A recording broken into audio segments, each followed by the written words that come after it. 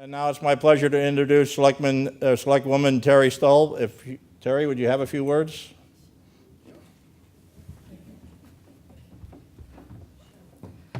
Apologize for my tardiness. Clearly, I had the time wrong.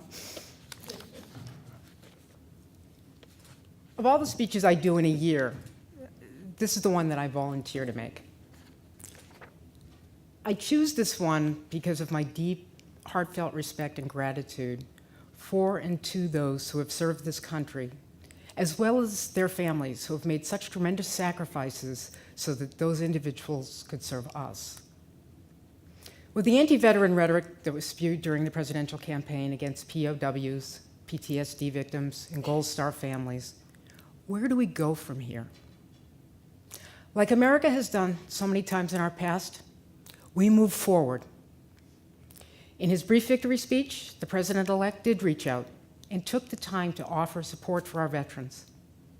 We, the American people, need to take him at his word and hold him and his administration to that commitment. We also need to remind our fellow countrymen and women that the unconscionable rhetoric of the campaign regarding our heroes is not acceptable.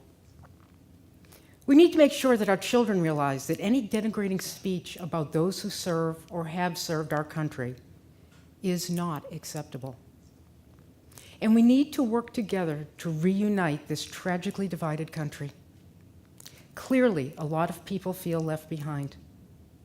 Some of those people are veterans themselves, and that is not acceptable.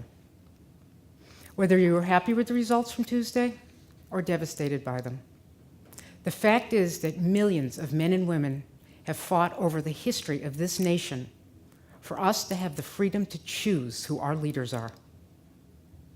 On Tuesday, Americans exercised that hard-fought-for freedom.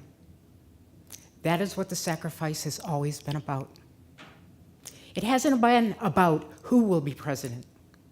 It's been about preserving our right to freely elect our president. That was done on Tuesday.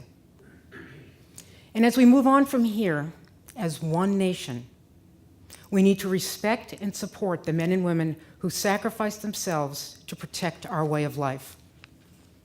We need to make sure that the VA fulfills its obligation to provide quality health care in a timely and convenient way. We need to provide mental health services to those who are coming home with issues that their service for us caused. And we need to support their families as well. And we need to work on veteran homelessness and job training. But most of all, we have to work together to solve these problems as one America, because that's what the sacrifice has always been about.